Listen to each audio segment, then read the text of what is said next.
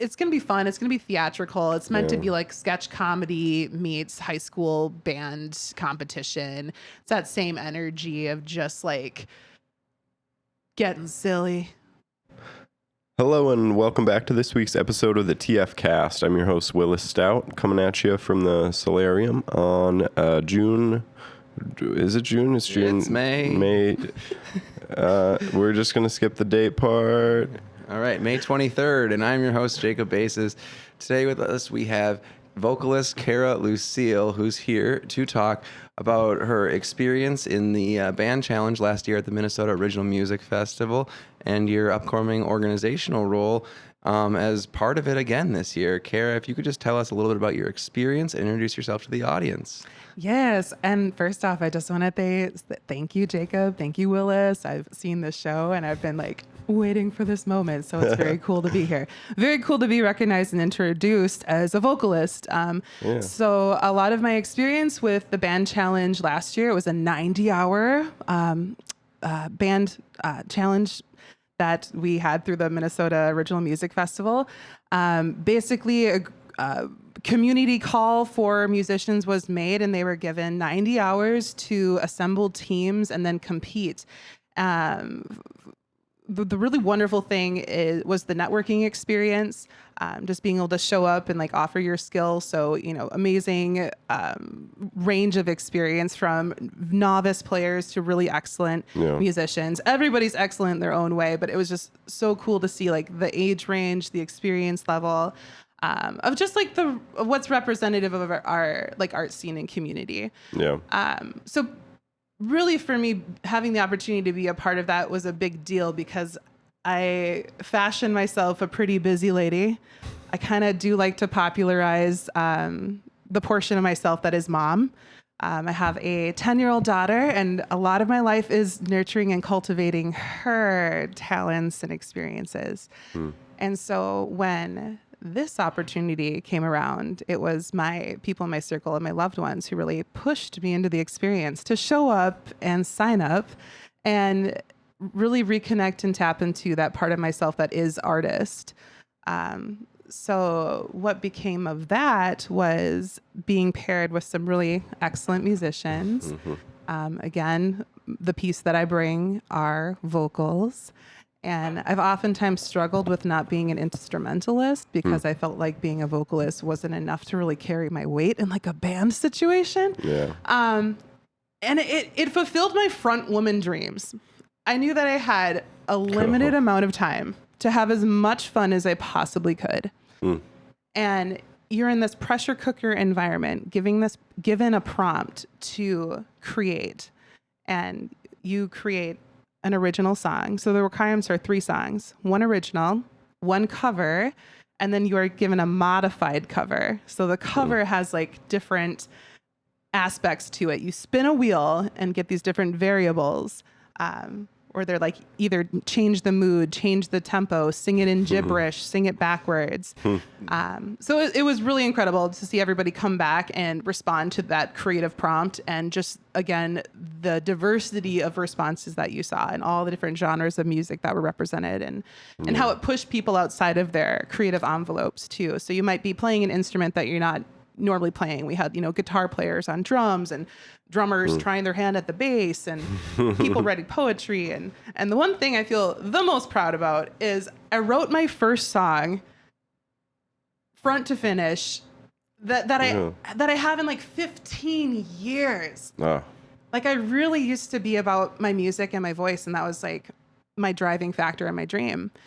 I've since moved into other spheres, and I'm like plugging myself right now, but it's great. I'm a labor and delivery nurse. I have this really big community job. I do like really hard, important things, and I love it, and it fills me, but it's very private, and it's very intimate, and it's like one corner of the world that I exist. And again, what the band competition did for me, it gave me a stage, and I realized how much I missed the stage.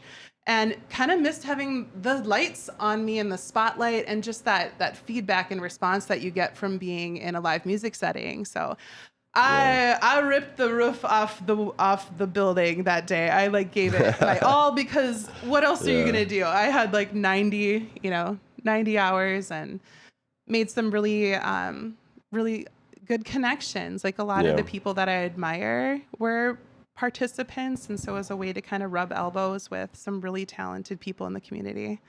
So Can we just like maybe pull back a little bit and like what was the experience of getting into the band challenge? Sure. And like what did it actually consist of? So for someone who has Yeah. no clue what a band challenge is or what this is, like just like break them down, like what brought you to all that excitement and all those really cool things.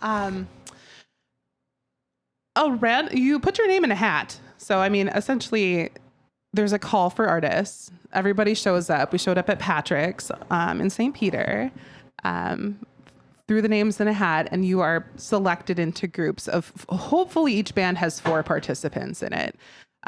So your group of 4 is then given the option. We're given a song list, and you're told to pick 2 cover songs off of this covers list.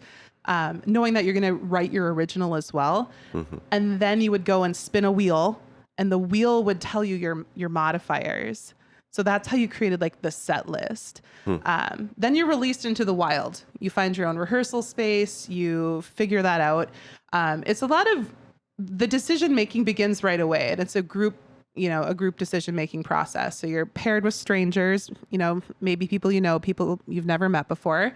And then the fun begins. It was just, just an awesome space to kind of just have that yes mentality and listen to other people's ideas and be like, that sounds great. Why don't we try this too? And, that sounds great. So just really keeping like the positive vibes around like that creative process and that decision-making process. I feel really lucky in the group that I had because we made decisions like pretty darn smoothly. It was awesome. Yeah, that seems like it could really help.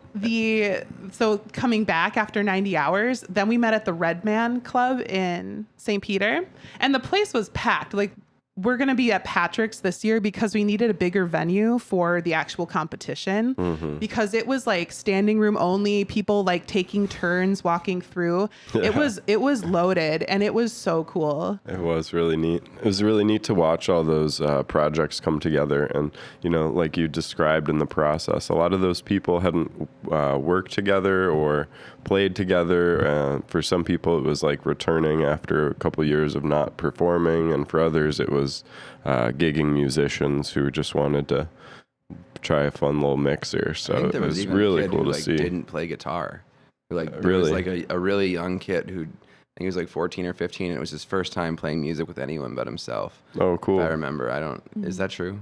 I don't know. I could be wrong.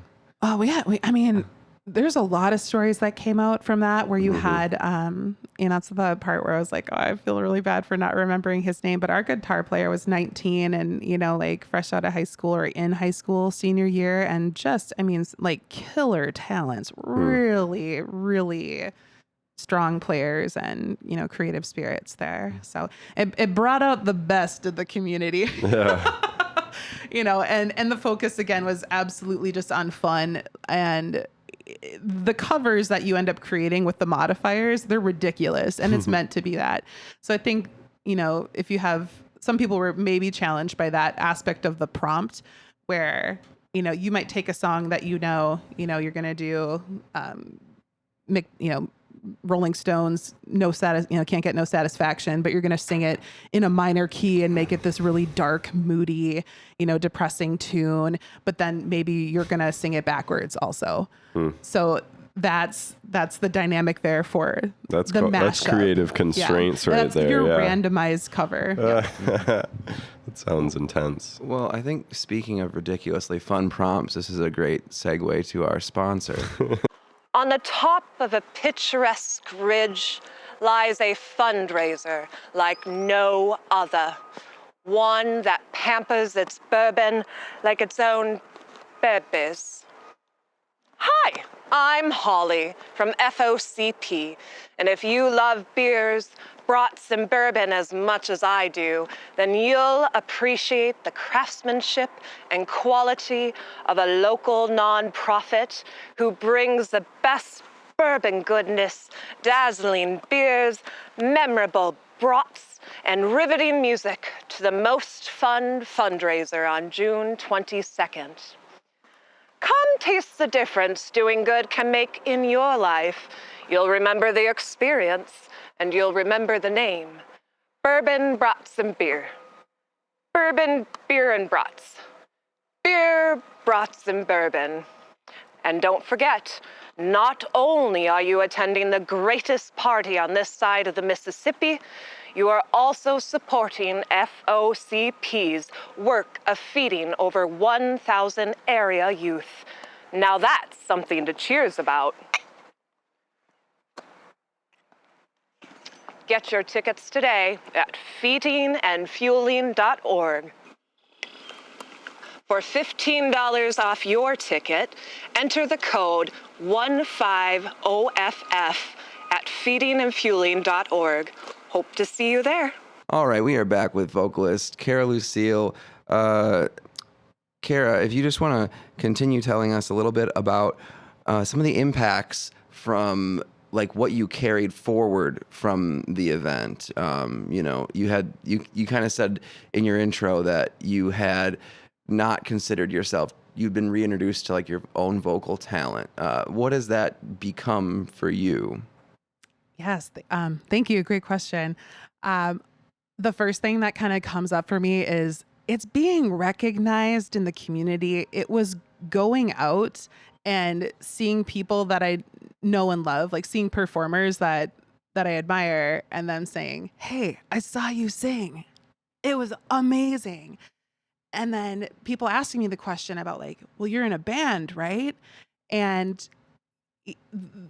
that's the thing. I'm here to kind of like put that out there. I was like, I'm still single, still looking for those connections. Definitely want to like really just be out front and say band building has always been a challenge for me. It's been hard to, like find my home musically. Yeah. So in that way, I like to describe myself as it really being part of the band challenge and getting that like best vocalist and best.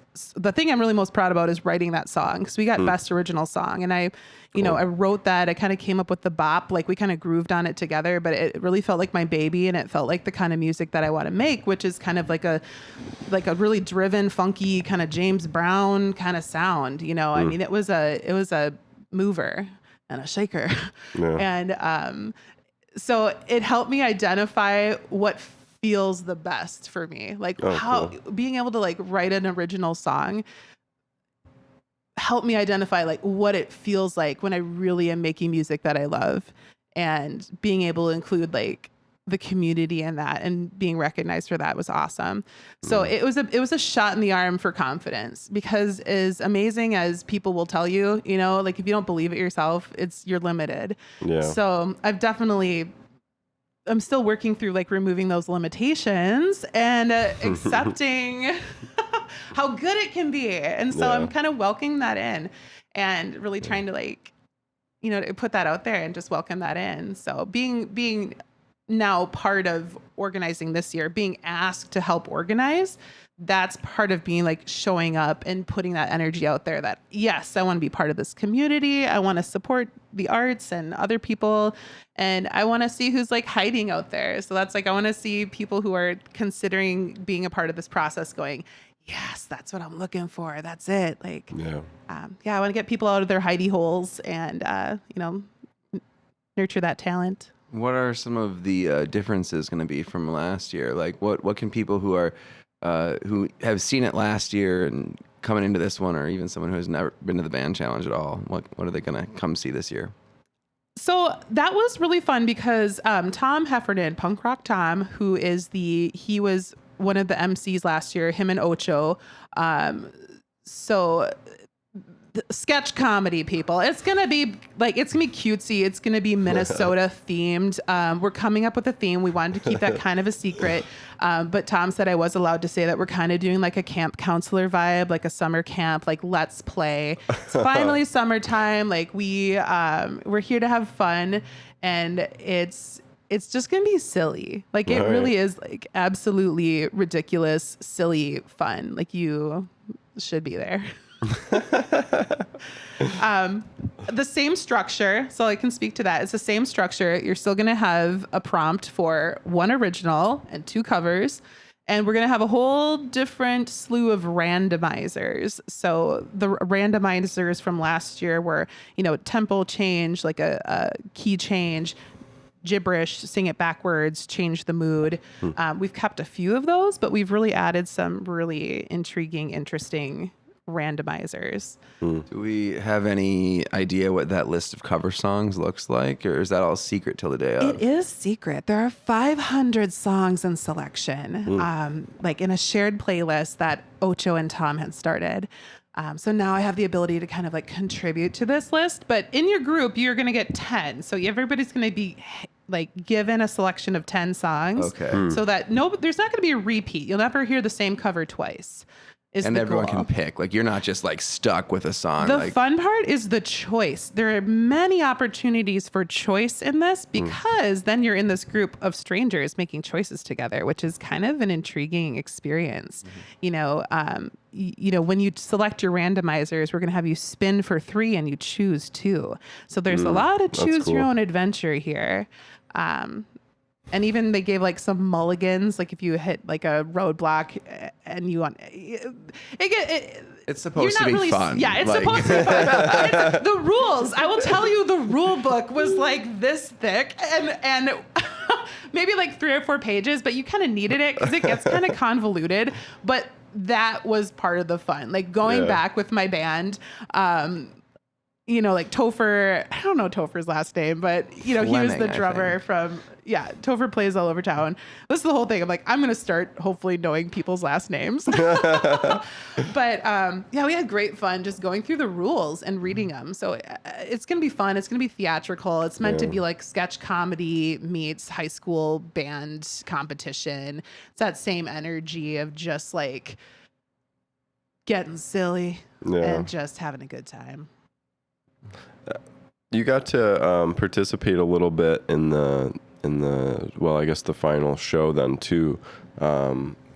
Play there and the rest of the events too. What do you remember from last year about being at the MN Original Music Festival? I mean, that was the prize. That was the prize. The grand prize. I got this cute little trophy. We got this trophy and we, shared them, passed them around. But the grand prize was the opening slot of the first Minnesota Original Music Festival is going to be, like Thigh Rockets in Flight. Okay, that's the other thing. Our band name was Thigh Rockets in Flight. Because I forgot to mention, you select your band name based off a bunch of gag props, like a bunch of props they brought in. So like a cowbell, a trash can, a pool noodle. So... And then you had to create your band name. So we got like a 1980s Thigh Master, and that was what we were given. So Thigh Rockets in Flight, yes. So opening was, like I said, it was a dream come true. I got to live out my fantasy, and I was like, here I am, prize-winning vocalist, opening a music festival. Could it get any better than this? I was like, is this real? This is awesome. I mean, that's really my dream, is like performing and singing and having a full, there was a big audience there. It was probably, like one of the bigger audiences I've gotten to perform to. And we had a great stage and awesome sound. It was a dream. It was perfect. Yeah. I'll never forget it. It was fabulous. That's really special. It's awesome that, 60, 90 hours before that, you were scrambling to pick a name and figure out like who your team members were. When I say pressure cooker, I mean, there's nothing you can think about. There was no time for anything else. I was like, we have a directive and a goal, and by golly, we're getting there. How did your practices work?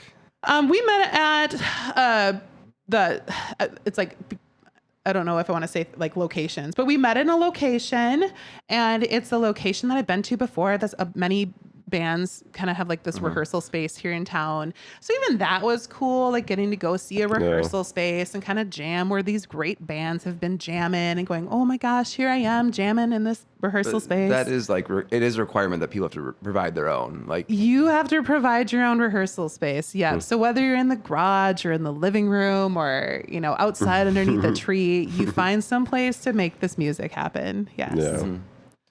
Yeah, and like how much of that you had 90 hours? That's not going to be that much this year. Oh my like God. how much time did you met devote to this? Twice.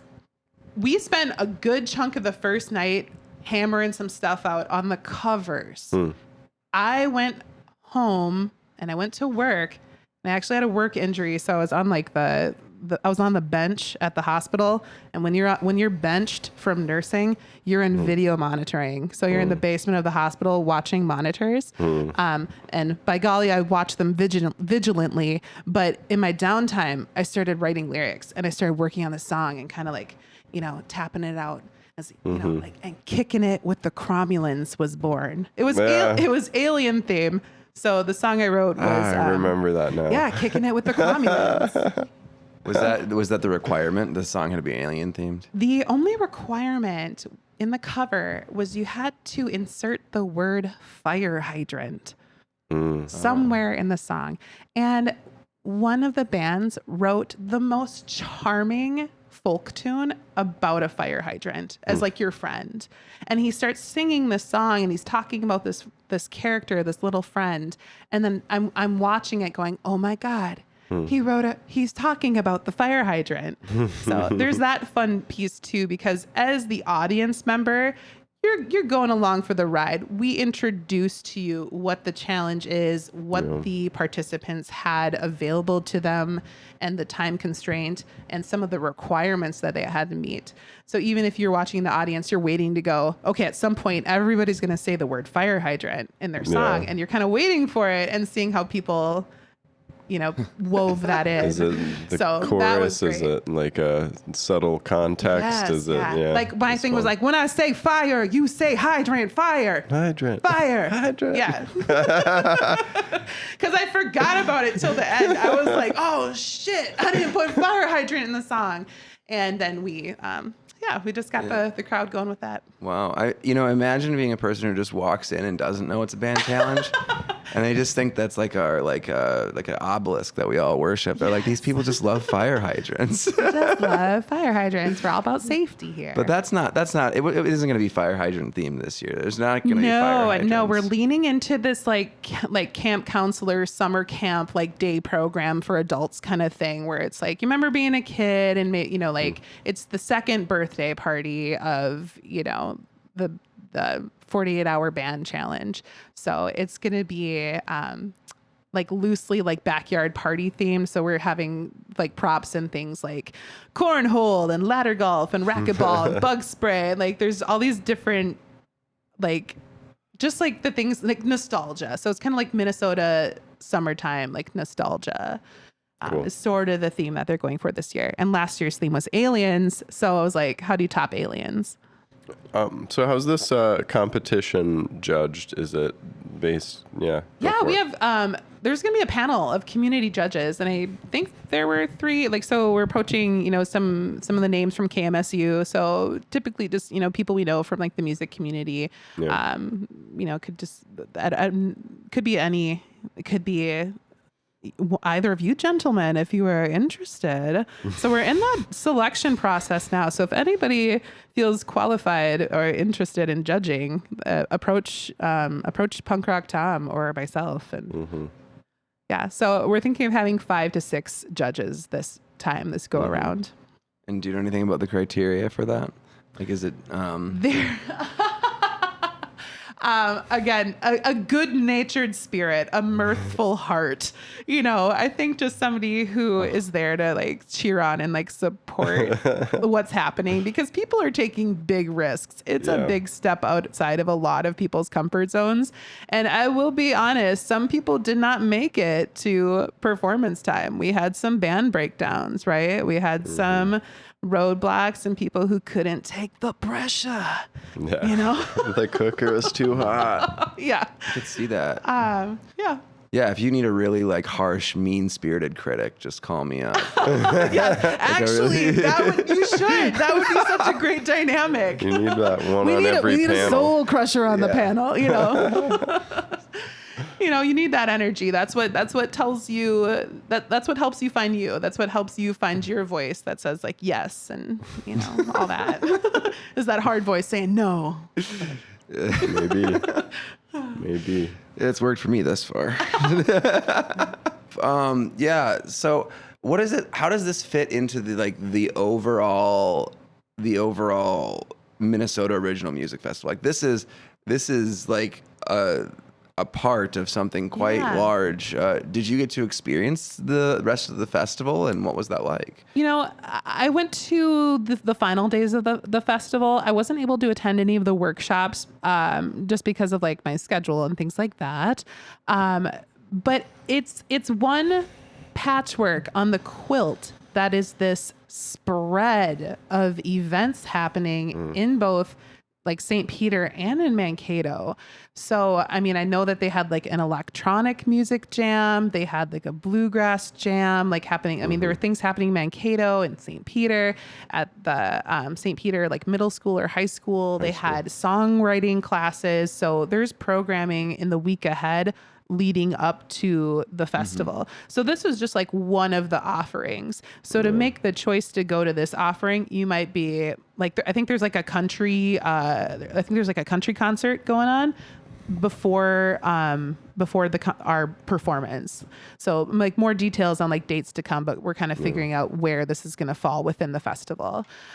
But it's just one piece of the overarching rainbow. I mean, that's kind of a big part that maybe some people don't see right away with the Minnesota Original Music Festival is that, well, there are like performances that happen throughout. There's a lot to do if you're a musician too. Like you said, the electronic music jam was actually led by Willis last year, and we do a synth meet approximately 4 times a year, depending on the year. And we saw people at that one who I've never seen at any of our synth meets before, and they had came from quite some distance. So I imagine that all of those breakout groups have similar effects. And we got the chance to do the podcast, not live, but like in front of a studio audience about songwriting. We'll be out there again this year talking about production, I think. You could probably speak more to that than I could. I won't. For stay tuned. We'll be there. Yeah, for future episodes. But yeah, I mean, all that to say is there's a lot to do during the week at there, and you couldn't possibly, no matter what path you take, do it all, and that speaks to how much there is to do, I think. Yeah, it really is that choose your own adventure piece. And again, the only other thing I want to say too, like coming in on like the ground level or being part of something in its kind of infancy or, budding stage, like this is really going to continue to blossom and grow. And you talked about the reach of like artists from all around the state. I think that's just what they're continuing to do is really make this about like the whole, like all of Minnesota, not just necessarily Southern Central. So it's cool. Yeah, I would really recommend to anyone who is like listening to this or who is just hearing about the Minnesota Original Music Festival, just really go in and look at what's available, because if you're a musician at all or even just a music enjoyer, there's definitely going to be something for you there, and it's a lot to take in. So there's something to do throughout the whole week. It's kind of my soft plug on that. Definitely. What do we still have to cover? Have you embodied your experience in what's happened? Do you have any other things that you would just like to speak on? I guess I will say it really just got me, it made me feel more bold in reaching out to, artists and musicians in the scene to kind of like, and so I've had opportunities there to collaborate with people around town and do some like studio recording projects. It's gotten me excited about setting up home recording for myself and just really like producing something, just to kind of, again, just be part of the team. Like that's how I look at this community.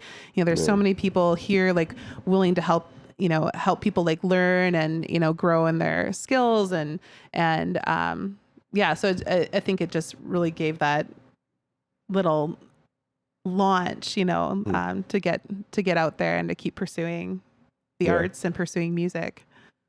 It's easy to lose track of things like that. I think whether it's a festival or an event or a social gathering, it's really nice to have something that kind of spark up your interest or reignite your enthusiasm for a project, something like that. So I hope this does that for a lot of people. I think it certainly could and can. So Heck yeah. Well, do you want to do plugs, or do you have any anecdotes, stories? You want to say hi to someone? I don't know. we get out there on the end of the podcast. I could be really sappy and like say thank you to my boyfriend, because honestly, like he's been huge in terms of being like putting things right in front of my face and kind of like saying this is for you, this is who you are, and helping me remember that and see that. So yeah, that's been awesome. So yeah, I don't know, I could plug the Makerspace, I could plug anything. Heck yeah. Enchanted Muse. Oh, I'm gonna plug the Enchanted Muse. Everybody's got to get down there. That's like one of the greatest like new venues in town for hip hop, comedy, metal. They're gonna be big with punk rock, like all the punk rock shows. So yeah, Alistair and Felix down at the Enchanted Muse in Mankato, Minnesota. Yeah, it's cool to have an all ages venue. Yes, I've taken my daughter to like one of the punk rock shows, and she's starting percussion this year. She's played piano for. Oh, I'm gonna shout out to my Greta Bear, my little girl, Greta. She's rad as hell, and I can't wait to see who she's gonna become. And yeah, when I'm not chasing, part of me chasing my dreams and being who I really am is to lead that path for her, so she can see mom like going for it. Yeah. Be the change you want to see. Well, that's awesome. That's helped you be led there. Yeah. Well, thanks for joining us on the show today. It was good to hear about both your experience and the upcoming band challenge and stuff like that. I think this festival and a lot of the other ones in the area do a lot to help support and maintain our artistic communities. So I hope that continues. And thank you to all the organizers of this one. I know Punk Rock Tom and was Eli, and there's Michelle and Emily Eli Stark, Holland, and there's a whole bunch of people that are really integral to making all this happen. So shout out to all of you guys too. Yeah. Well, thanks for joining us. Thanks for having me. And we're clear.